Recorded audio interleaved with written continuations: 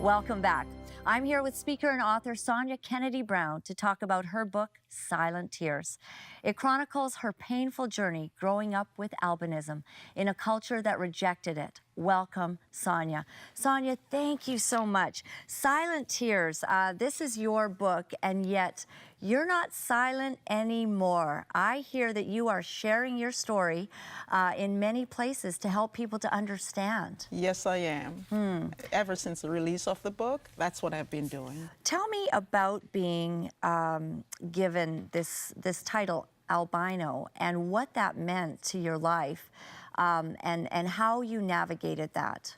Well, as a little girl, it was very shocking for me to see the public's response to me, and I was even aware of it before I myself could detect it, because my parents knew how I would be treated because of someone else who was treated that way. And where did you grow up? I grew up in Jamaica. In Jamaica. Yeah. So of course everyone was dark and you felt like an outsider. Actually, not necessarily. Jamaica is a very mixed culture. Whites, Chinese, Indians, everybody. But the problem is an albino is seen as someone who is so different because they believe that the gods have an ought against you. You're possessed with an evil spirit. Wow. And so in any culture, it's seen as a rejection from God.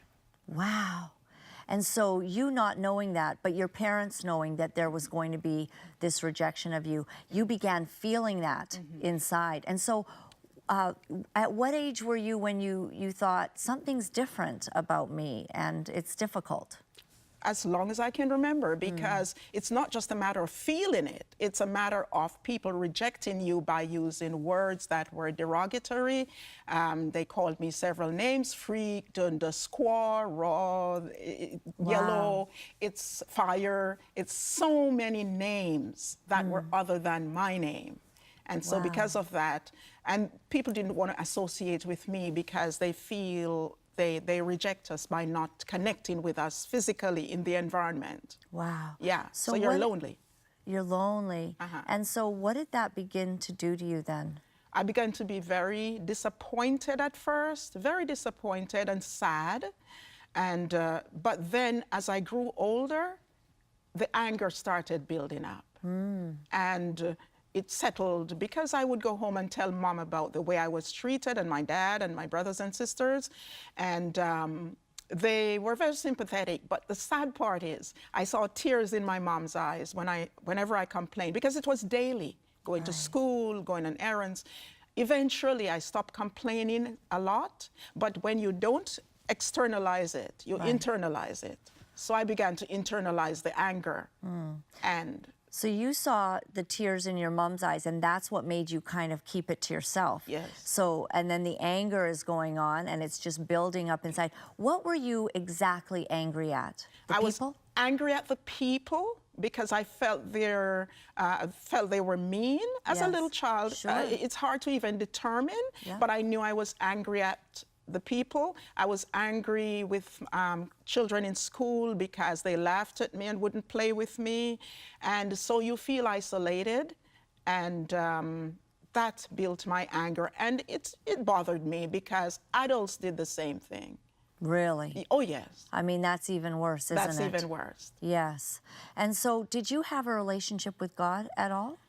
I grew up in a Christian home. Yes. And my parents were praying people, my brothers and sisters. And because of their relationship with God, and they taught me that everyone was valued by God, I learned to value other people. But then I must admit, at one point, I was angry with God also. Right. Because when I could read, as far as I can remember, read fluently by the time I was 4. And as I grew older and I could read, I read in Psalm 139 where God says, I'm fearfully and wonderfully made.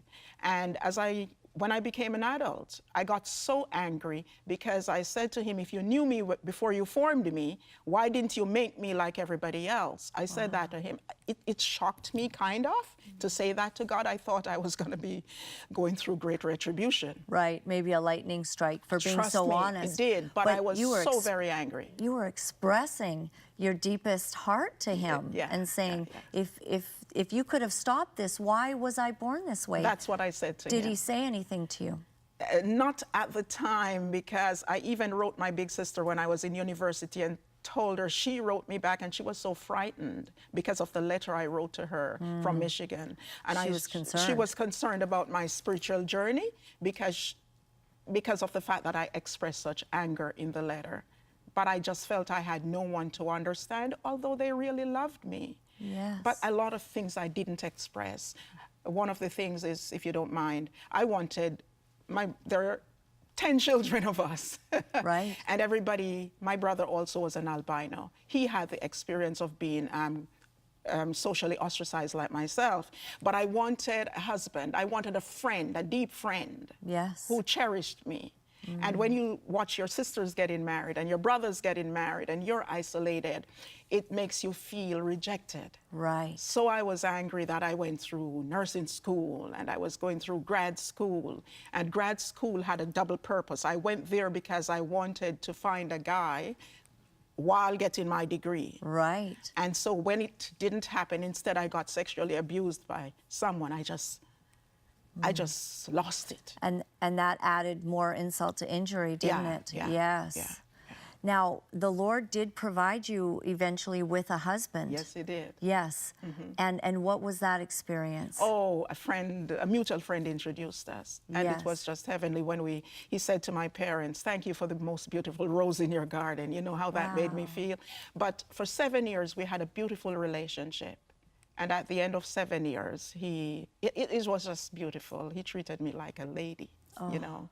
And so it was God nice. really did meet that desire in your heart. Yes. Even with all of the challenges you had, God gave you this wonderful man. Yes.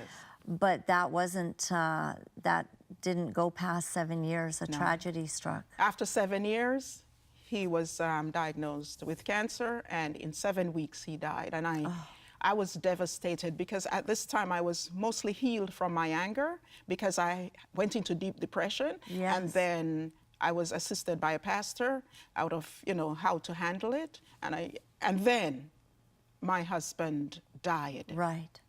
And I said, God, how could you? Right. So I couldn't repeat Romans 8:28. All things work together. I said, God, what good is it? Wow. But eventually. Somebody's sitting out in our audience today, Sonia, and they're saying so many bad things have happened in my life. I relate to this woman's story. Will you tell us why you're so sparkling and beautiful today? Why there is a light in your eyes that's inexplicable? How did God heal you? I went back to the same Bible passages that I found difficult to accept before, like the same Psalm 139. And I read it again. And God said to me, Sonia, you're fearfully and wonderfully made. And I have a habit of putting my name in passages in the Bible when I'm reading. So I personalize it. And I said, God, thank you.